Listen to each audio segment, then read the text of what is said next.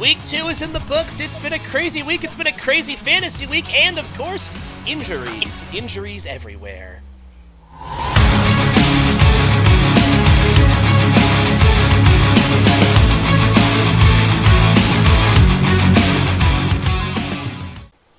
What up, everybody? It's the Rottweiler Patriots. I'm Vegas. And I'm T-Bone.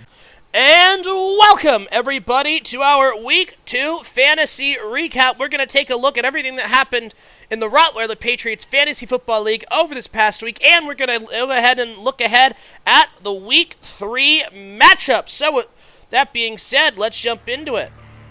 Starting off with the first matchup of the week, you had Vegas versus Shadow. Vegas' team with an underwhelming performance, only 113 points. Meanwhile, Shadow, with the highest total this week, 165. Incredible performance from Shadow, lackluster from Vegas. Let's take a look. Quarterback Lamar Jackson, 17 points, only 12.86 for Richardson. Then you look at running backs, Breece Hall and Saquon Barkley both having really good days, combining for a grand total of 42 points. Meanwhile, you look over at Shadow. Jonathan Taylor, solid day. Devon Achane, huge day. That'll get him to 45 points, so 3-point advantage there. Looking at the wide receivers, rough days for both guys, but CeeDee Lamb still had 19 points, and Garrett Wilson had 10 compared to Hill and Diggs, only 6 and 7. Tight end Sam Laporta, only 3 points. Mark Andrews gets 9. Looking at your flexes, though, this is really and truly where Shadow won this one. Only 7 points for Mike Evans. Williams with a solid 15, but Rashee Rice, 18.5 points. Alvin Kamara, 44 points. An incredible pickup by Shadow. Has worked out well for him in both of his first 2 matchups. Karen Dicker, 9 points. Jake Elliott, 7. Tampa Bay defense, 5. Miami, no points. Looking at the bench, DK Metcalf had 28.9 points for Shadow on the bench. You look at J.K. Dobbins, 20 points for Vegas on the bench. Drake London, 17 points. Cleveland defense, 11 points for Vegas. So both guys missing good guys on the bench. T-Bone, your thoughts? Good squad. Good squad on both sides. Not a very close game, but that's okay. Fantasy can be funky. But, you got punished for lying and doing conniving trades. So, yeah, there you go. That's what you get. Are you ever going to give it up? By the way, the person who I traded with is 2-0, so, and I'm not. So. Yeah. You good. You deserve it. It's what you get. Either way, Shadow with a great performance. Vegas lackluster. He'll be looking for more from his guys, and by he I mean me, because seriously, what the hell is this? This is gross. This is gross. These guys should be getting you more than a combined 24 points. Like, what is this? I got that from Breece Hall. Hill, Diggs, Laporta, Evans, 24 points. Unbelievable. Not happy about that, but Shadow does get his first win of the year. Vegas his first loss, so both players will be 1-1. Alrighty, looking at the second matchup from this past week, you have Titus taking on Rowdy. Titus getting the win, 150.6 to 108.6. Looking at quarterback play, both quarterbacks terrible days. Josh Allen only 9.5 points. Tua Tagovailoa only 8.5 points. Running backs for Rowdy, Etienne, and Mixon combining for about 23 points. Much better, though, for Titus combining for 35 points with Gibbs and Mason. Looking now at the wide receiver room, you've got Ayuk and Samuel combining for 26 points. Meanwhile, Godwin and Waddle combining for over 33. Tight end, 0 points for Evan Ingram on Rowdy's team. 6.8 for Godair on Titus's team. Looking now at your flexes, Pittman and Ridley able to get 30 points for Rowdy, but Neighbors and Ford netting 36 points for Team Titus. So even in areas where Rowdy had solid days, although Rowdy didn't particularly have a good final score, he was always outdone by Titus at every juncture. Look at kicker. 10 points for Bucker. That's solid. 20 for Fairbairn for Titus. Defense, 10 points for Rowdy. 11 for Titus. Looking at the bench. Jets defense, 12 points for Rowdy. Cole Komet, literally anything's better than 0, so he would have been a better player to place. And same with Brock Purdy. Matthew Stafford for Titus actually had a rough day, worse than Tua. Daniel Jones, though, weirdly good day for him. Good day for a loss. Yeah. Zach Charbonnet had a solid day as well, so decent players on the bench. Although Charbonnet wouldn't have really made a difference because Gibbs and Mason both had good days. But either way, it wouldn't have made a difference. Titus completely dominates Rowdy on this one. T-Bone, your thoughts? Yeah, I mean, I truly don't know what's going on, but you know what? I'm just going to take it. I'm going to take it as it comes. Hey, fantasy is chaos. Everyone picks who they think is a good team, and then people get hurt or people just suck for no reason, and yeah. Yeah. Alrighty, taking a look at the third matchup from this week. You have Buttkiss taking on Max. Buttkiss with a win, 140-101. And that includes Buttkiss starting the Christian McCaffrey, who's on injured reserve. Either way, he still dominates Max. Jalen Hurts, 25 points, 17 points for Mondre Stevenson, 14 for Mahomes for Max, and a grand total of 29 between Robinson and Jacobs for Max as well. Looking at the wide receiver room, Devontae Adams, 26 points and 12 points. Chris Olave, George Pickens, and Keenan Allen. Allen, no points because of injury.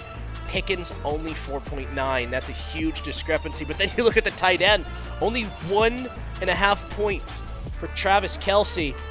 George Kittle, 20.6. So that favored Max, but the flex is where it really gets interesting. Nico Collins, 27.5 points, plus Cooper Kupp's 7.5, which will bring him up to 35 compared to only 14 points between Worthy and Jones. And then Evan McPherson, 15 compared to Moody's 5. Steelers defense, 13. Ravens defense, 8. So at the end, Buttkiss with a 40-point win. Looking at the bench, Buttkiss started a lot of his right players. You look at Max, though, he did not, and he could have made this a competitive game, especially if he'd started Jackson Smith and Ajigba over Keenan Allen. That would have cut this to a much, much tighter game. And then you also look at some of his flexes as well. You put Thomas and Montgomery in those flex spots, and you probably win that game if you're Max. So, unfortunate starting rotation for Max. Buttkiss nailed his, and in the end, that made the difference. Buttkiss got the win. T-Bone, your thoughts? I mean, really, you know, I get it banking on Patrick Mahomes, but he's been crapping the bed recently. So there's stuff that Max could have done to make it more competitive and just didn't. You know, sorry to him. That does suck, but, you know, say la vie. Yeah. Max 0-2, Buttkiss, his first win of the season, improves to 1-1. And so it'll be interesting to see how things go for both of these teams in the future. And finally, your fourth matchup from this past week, you've got T-Bone taking on Bam Bam, and Bam Bam edges out T-Bone with a 5.5 point victory. No contest. No contest. It was a no contest. It's not a loss. It was a no contest. T-Bone It was a no contest. It goes down as a loss in the column. Bam Bam improves to 2-0. No. T-Bone drops to 1-1. Taking a look at the comparison, Joe Burrow, 17 points, C.J. Stroud, 14. Looking at running backs, a combined 33 points for T-Bone and a combined 32, carried largely by James Cook. For Bam Bam, looking at wide receivers, Justin Jefferson, 23.3, but A.J. Brown out injured versus the Atlanta Falcons, and T-Bone did not make the substitution in time. No, exactly what happened. I'll tell you exactly what happened. We'll go over that in just a minute. I'll finish the rundown. Meanwhile, for Bam Bam, Jamar Chase, 7.5 points. Amon-Ra St. Brown, 23 points, getting him over 30 in the wide receiver department. Tight ends, 1 by T-Bone, 18.7 for McBride, only 5 for Kyle Pitts. But looking at the flex, the advantage to Bam Bam, a combined 31 points for Bam Bam compared to the combined 23 for T-Bone. Looking at the kicker, Brandon Aubrey basically made the difference in this one. 17 points to Tucker's 12.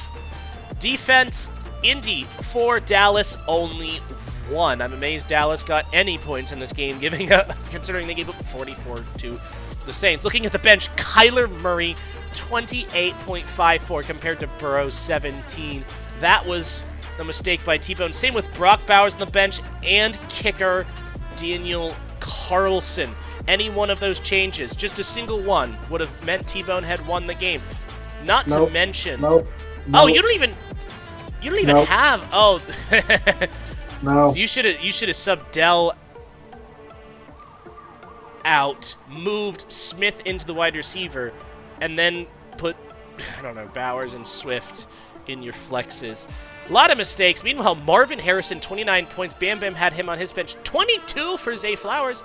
7.9 for Pat Freiermuth. So, a lot happening here. As you can see, both players with some mistakes in terms of starting rotations. The big one coming from T-Bone, which will no contest. But in the end, Bam Bam T-Bone will now no contest. It is a no contest. Bam Bam doesn't deserve that win. There was clerical errors that happened within the phone and online and the app. Bam Bam doesn't deserve that win. Double check your team, buddy. You gotta double check your team. Bam Bam never did. Multiple Bam Bam times. never did. It's coming down as a no contest, and if it's not, I'm going to fucking sue. Who are you going to sue exactly? Don't know. Gonna do it. It's a no contest. It is a no contest. This goes under as a no contest. It does. No, it does not. This is a Bills-Bengals game, or I'm quitting the league. It is a Bills-Bengals game. This is a Bills-Bengals game. You are really miffed. So you're saying you made the substitution, but you didn't actually hit the save button. No, this is a stupid app that I've done. I did the switch. I did the switch, and none of it worked. None of it worked. That is a stupid app. This is a no contest. It is going under as a no contest. That is what it's going under as. The commissioner can do that. It's going under as a no contest. This is a Bills-Bengals game. A.J. Brown is DeMar Hamlin. This is the second coming of DeMar Hamlin. Here's what we're going to do. We're going to let the dice decide. We're both Dungeons & Dragons players. One of my favorite games. If you haven't played Dungeons & Dragons, by the way, check it out. I don't think there's huge overlap between football watchers and Dungeons & Dragons players. It's fun, though. It's a lot of fun. If you haven't had a chance to play it, do so. So, we're getting the dice bag out. Let's see.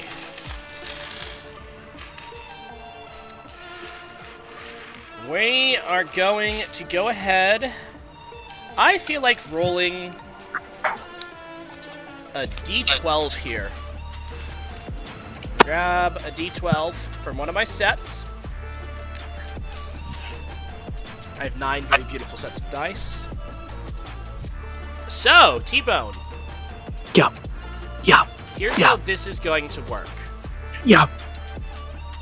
1 through 8, the game stands as is. 9 through 12, no contest. Come on.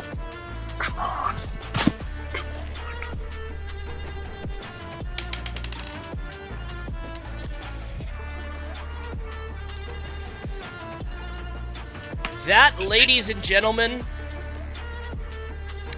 is going to be a 6. Darn. The game will stand as is. The dice have spoken. Crap. Always double check your teams, everybody. It might cost you a game. Don't worry, it's still early in the season. Lots to do. Thank you for trying. Thank you for putting on an official investigation. I gave you a chance, and I think a 1/3 chance was fair at the end of the day. Oh, yeah. No, big time. Thank you, Kamish. You're better than Goodell. I'm better than Goodell. Are you going to stop giving me crap about that trade now? You know what? This has worked off your sentence a little bit. There we go. Hey, anything I can do to get back in your good graces. Anyway, either way, it was a tight one. Tough loss for T-Bone, the way everything went down, but it will go down as a loss. So now, that is it for last week's matchups. Now let's take a look at what we've got coming up this week. Alrighty, looking at the first week 3 matchup, you've got Vegas taking on Titus, the subjects of the controversial trade, at least according to T-Bone, even though Titus doesn't care. We'll be facing off against each other in what's going to be a really, really close matchup. Titus so far is 2-0, one of only 2-0 players in the league. Vegas with his first loss last week to Shadow, looking for a bounce-back win over Titus. Let's see how this one looks. Lamar Jackson, quarterback for Vegas, compared to currently Tua Tagovailoa. He will sub out Matthew Stafford. The Tua news is relatively recent, so he will sub in Stafford. The matchup there is interesting. Lamar playing Dallas. Dallas's defense struggled against the Saints last week, so if they're able to have the same success, it could be a big day for Lamar. Stafford going to be going against a tough 49ers defense without his top 2 wide receiver threats. So it could spell a rough day for him. The Lions are a very injured team right now. Offensive line's hurt, receivers hurt, everyone's hurt. Meanwhile, running back Breece Hall and Saquon Barkley versus Jahmyr Gibbs and Jordan Mason. I think this is going to be really exciting. I think all 4 backs have been playing really well and have a chance to put up big points. Hall versus New England, I think, could have a tough day because New England's done a good job stopping the run so far. Barkley against New Orleans. We'll see how New Orleans is against a tougher team like Philadelphia. Gibbs gets to play Arizona. I think he'll have a solid day there. Mason against the Rams. I also think he'll have a good day there, especially now with Deebo Samuel out. They might have to rely on the run more. Wide receivers, Tyreek Hill and Stephon Diggs versus Chris Godwin and Jalen Waddle. Tyreek Hill playing the Seattle Seahawks. That'll be an interesting matchup, especially with Skylar Thompson starting this week. We're interested to see how the offense operates. Diggs playing the Minnesota Vikings, who have impressed defensively so far. So it'll be interesting to see how that goes. With Diggs, it's always going to be, is he going to get the targets? Is Nick going to get the targets? Is Tate going to get the targets? Is Dalton going to get the targets? There's so many weapons in Houston. You always wonder who's going to get the most targets every week is always switching. It's like San Francisco. It's like one week, Ayuk will get 30 points. The next week will get 2, and there's nothing you can do about it. Meanwhile, Chris Godwin facing the Denver Broncos. That could prove very fruitful. The Broncos have had a tough time. Jalen Waddle, Seattle Seahawks, Tyreek Hill's teammate. Gonna be interesting to see how that one goes.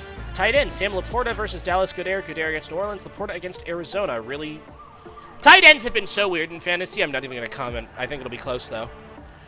Flex, Mike Evans, Kyron Williams versus Jerome Ford, Malik Neighbors. Interesting.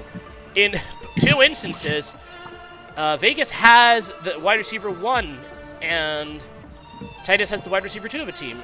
Hill versus Waddle, Evans versus Godwin. Kyron Williams, of course, also going to be good, and they're probably going to have to rely on the run against San Francisco without Nakua and Kupp in there, so he could possibly have a good day. Jerome Ford, solid start, especially in the absence of Nick Chubb. Malik Neighbors for the Giants against the Cleveland Browns. Neighbors had a really good week last week, but Daniel Jones is his quarterback, and Cleveland has a really good defense, so it'll be interesting to see what happens. Meanwhile, Cameron Dicker versus, I'm not going to try to remember the first name, Fairbairn. It's like Kearney or something like that. I don't know. Funky name. Fairbairn has been incredible so far. 20-plus points both weeks. Insane. Decker's been solid. Tampa Bay defense taking on the Denver Broncos. I think they'll have a lot of success. Los Angeles Chargers taking on the Pittsburgh Steelers. That is going to be interesting. So looking at this, even if Stafford starts, it's most likely from what I see that Vegas is going to have the advantage in this one. But I think it could be a close one either way, especially knowing just how incredibly insane fantasy football can be. T-Bone, your thoughts? I think, honestly, it's going to be better for Godwin than Evans because the Broncos have Patrick Surtain II, and he's just an absolute GOAT corner. Well, the question is are they going to employ the Bill Belichick strategy of put the best corner on the 2 and try to double the 1? That only counts when you're literally have Darrelle Revis. That doesn't work anywhere else. Unless you're primetime or Darrelle Revis, you can't just be put on corner number 2 and then put 2 corners on number 1. No, don't do that. I remember the clip. We both have seen the clip. He's talked about it multiple times. There's more than just one clip. Ernie. No, it's Ernie. It's always Ernie. Ernie Adams is the best. Always Ernie. No. So I think it's actually Godwin's been doing really well this season. I'm very impressed. I hope the trend continues, that they just keep gunslinging it. Especially since Godwin is facing me and you want me to lose. No, I actually have Godwin in another league. Believe it or not, this one's not hate for you. This one's love for me. This one's love for you. Yeah. But yeah, it's an interesting game. Gonna be interesting stuff. I think this will be a fun week 1 matchup. Currently, the projections have this as the highest, the closest, or the highest win percent for any team, Season 3 for Vegas, but that's not taking into account the Tua Tagovailoa injury substitution that will inevitably happen. So it'll actually end up being the closest game of them all when it's all said and done. I think this is going to be a super tight game, and it's going to be a lot of fun. So yeah, good luck to you, Titus. And this is one of the few weeks I'm not rooting for you. Alrighty, moving on to our second match of the week. You have Shadow versus Rowdy. Shadow 1-1, Rowdy 0-2. It's been a rough go early on for Rowdy. Shadow got his first one of the week last week over Vegas, scoring a tremendously high amount of points. Looking at the matchup here, Anthony Richardson versus Josh Allen. Big-time quarterback battle. Jonathan Taylor, Devon Achane. Achane, by the way, having an incredible start to the year. Versus Travis Etienne and Joe Mixon. I would say advantage Shadow on this one. And game agrees. CeeDee Lamb and Garrett Wilson versus Brandon Ayuk and Deebo Samuel. So you're going with the 49ers duo. Deebo, though, is going to be out. So he's going to have to make a substitution. Most likely, no one from here. He's going to have to move one of these guys to the flex and then sub in either Cole Kmet, Zach Moss, Jake Ferguson, or yeah, one of those three. My instinct is to do Zach Moss. I think he'll probably have a solid day against the Commanders. So tough spot for Rowdy, although that will up his projection and make it more competitive, even though it'll still be a 20-point advantage to Shadow, according to this. Looking at the tight end, Mark Andrews versus Evan Ingram. Ingram injury situation is going to be interesting. He may have to put in Kmet. Ingram's also had a tough start to the year anyway, so advantage Shadow here. Flex, Rashee Rice and Alvin Kamara versus Michael Pittman, Calvin Ridley. I definitely argue the advantage goes to, based off of early plays so far, Shadow. But again, fantasy, anything can happen. Calvin Ridley had a really good week last week, and I had him on my bench in my work league, which thank God I barely won that one. I made a couple of bad bench choices. I left a lot of points on the bench. Anyway, looking at the kicker, Jake Elliott versus Harrison Butker. I think two really solid kickers. I think it's going to be a pretty close battle there. 49ers defense playing a very injured Rams team, so if they're able to stop Kyren Williams, I think the defense will have a lot of success. Miami Dolphins playing the Seattle Seahawks. I think it's going to be a tough matchup for the Dolphins. I think the Seahawks are good, and I think because the Dolphins offense is going to have a tough time against the Seattle Seahawks defense, especially without starting quarterback Tua Tagovailoa, I think that the defense is going to be on the field more and have a tough time dealing with the Seattle offense, which had a very good passing attack against a great New England secondary last week. Looking at the bench, you got DK Metcalf, Scary Terry, Drake London, Puka Nacua, who is on injured reserve, and Isaiah Likely. Then you got quarterback Brock Purdy, Zach Moss, Cole Kmet, Jake Ferguson, and the Jets defense for Rowdy. So advantage Shadow in this one, but again, fantasy's always weird. T-Bone, your thoughts? Yeah, my advantage is Shadow, but hey, Rowdy could do something. You know, who knows? So that's going to be it for that matchup. Moving on to our third matchup of the week. All right, looking at the third match of the week, you've got T-Bone taking on Max. Max currently projected the winner, but T-Bone, a couple of players he's going to have to sub out. It'll be interesting to see what that happens. But looking at it here, we got Joe Burrow versus Patrick Mahomes, something that happened in real life last week. Now happens in fantasy land. Here, the game says advantage to Mahomes. Burrow's playing Washington. Mahomes is playing Atlanta. I think this could go either way. It'll really depend on how both players rebound. Then you got Derrick Henry and an injured Isaiah Pacheco, unlikely to play, versus Bijan Robinson, Josh Jacobs, if we'll bump down to the bench, because it looks like you're all wide receiver in the flex. You got DeAndre Swift, Kenneth Walker 50-50. So likely DeAndre Swift playing the Indianapolis Colts. Now, Colts have had a really tough time stopping the run, so that could help Swift. Derrick Henry against Dallas. Henry is a interesting case. If he, we'll see. If he does it, we'll see how the Ravens play him. God, I'm getting so sick of these injuries. Hey, it's football. That's what happens. And you got Bijan Robinson, Josh Jacobs. Robinson taking on the Chiefs. He's going to need a big day if they want to win that game. Josh Jacobs taking on the Tennessee Titans. I think that could be an interesting matchup.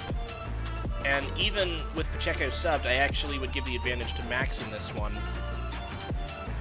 Count me out. I want you to count me out. I want you to do it. It's a tight one, though. It is tight. It's always tight in fantasy. I strive better. I strive better when people count me out. You aren't doing anything in this. You are begging that other people are gonna do good things for you. That's what fantasy football is. So I will count you out just because you have no control over your own destiny.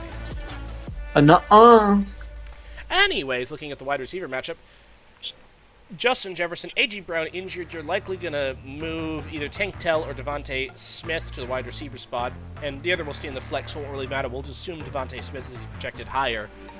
Yeah. So, versus George Pickens and Jackson Smith-Njigba, this is where Max's team is truly deficient. The wide receiver position, Pickens, solid player, but not a great fantasy receiver. Smith-Njigba, same thing, especially with a Seattle team that has Tyler Lockett and DK Metcalf.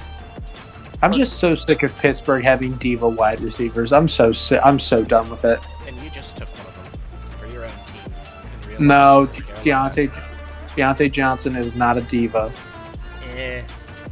Anyways, looking at the tight end battle, Taylor McBride coming off a really good week last week. George Kittle, same there. It'll be interesting to see how this one plays out. Looking at the flex, you have Tank Dell and most likely Brock Bowers, if I were to guess, because Kenneth Walker, tough status. And Bowers has been good, and he's playing Carolina. So, you know. Versus Dalton Kincaid and Aaron Jones. Anyone else who might want to sub? He's taking Montgomery out. That's a really interesting decision. So, this is where things get really muddy, especially if you have a tight end Kincaid who has underperformed thus far. The Bills are playing Jacksonville, who aren't the best team on planet Earth, who haven't won in 7 straight or 9 straight games or something like that. I forget what the losing streak for Jacksonville is, but it's a lot. It's like back to November or something like that. So the flex battle will be interesting. I think it'll be really, really tight, especially with T-Bone likely having to put in either coming back from injury Kenneth Walker or Brock Bowers. Looking at kicker, you got Justin Tucker versus Jake Moody. This, I think, will be a tight matchup. Tucker's actually underwhelmed in general this year, but he's still a solid kicker. So then you look at defense. Dallas playing Baltimore. I think they'll struggle. Pittsburgh versus the Chargers. I think they'll struggle. So I think the defense could be 50-50 either way. I actually think this is a super-duper tight matchup. Pretty 50-50. As I think both players should probably make a couple of suggested substitutions before the game starts. But, yeah, this looks like a really close one. T-Bone, your thoughts? Oh, yeah. No, this is going to be a close one. This is going to be the closest one there is. And by closest one, I mean I'm going to win, because I always do win. I win. Except for last week. No. Last week was a no contest. I'm still viewing it as a no contest. This is like that year where they say, oh no, we're the national champions too. So, yeah, that is nothing like that, but... Okay. So anyways, this one looks like it's going to be a lot of fun, so there you have it. And moving on to our fourth and final match of the week, you've got Bam Bam taking on Butkus. Butkus needs to sub out Christian McCaffrey. I don't know if Butkus remembers that he has the app on his phone, if I'm being completely honest. But he needs to sub out... Oh my word, he has no running back. He has one. He only has Najee Harris. That's crazy. Get another running back. Get rid of one of your QBs and get a running back. Okay, interesting roster construction by Butkus. Anyway, looking at the matchup, you got C.J. Stroud versus Jalen Hurts. I think that'll be a really, really fun one. Stroud playing Minnesota, their defense has been solid. Hurts playing New Orleans, same thing. So really don't know what we're going to see here. I think it can be close. Then you have Rachaad White and James Cook versus Christian McCaffrey, who will likely be subbed for Najee Harris. Maybe, if Butkus ever reads our text saying, make the substitution, make the substitution, make the substitution. He probably will not. And then Ramondre Stevenson going to play the Jets. Jets have had a tough time stopping the run early on in the season, so it's possible Stevenson has a really big day there. I think it's a really tight running back matchup, assuming he makes a substitution. If not, he's screwed. If he makes a sub, it's a super tight game. Looking at wide receiver, Jamar Chase and Amon-Ra St. Brown versus Devontae Adams and Chris Olave. Adams had a really good week last week. Chase struggled a bit. Same with St. Brown. Both players are kind of underwhelmed early on. Let's see if they're both able to bounce back. Olave hasn't been particularly amazing, even with the Saints offense booming the way it has been. So this is an interesting thing to watch, but I would give the advantage right now to Bam Bam. Looking at tight end, Kyle Pitts versus Travis Kelce. You have the player who everyone overrates every single year for no reason, and he never does anything in Kyle Pitts. And you have Travis Kelce, who usually is really good, but the first 2 weeks has sucked. So I'm interested to see how this plays out. And the two teams play each other in real life. At your flex, you got James Conner and DJ Moore versus Nico Collins, Cooper Kupp. Kupp's going to have to get subbed out for... He doesn't have anyone. Make a roster move, Butkus. Lord have mercy. Butkus actually has to make a roster move or he will not have a full starting lineup. If he has a full starting lineup, it'll be a really tight game. So we'll have to see if we can coax Butkus into actually doing that.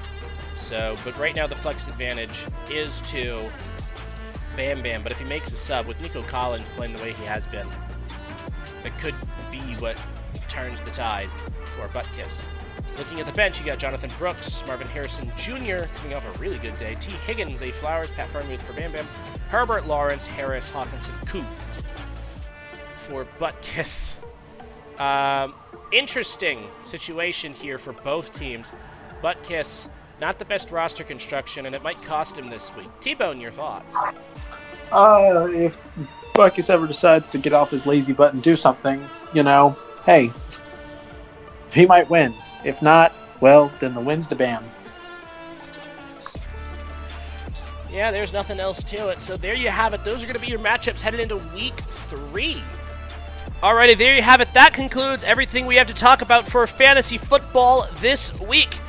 Please be sure to let us know your thoughts down in the comments below. Let us know who you're rooting for, who you think's going to have the best week in fantasy, or anything else. We would love to hear what you all have to say.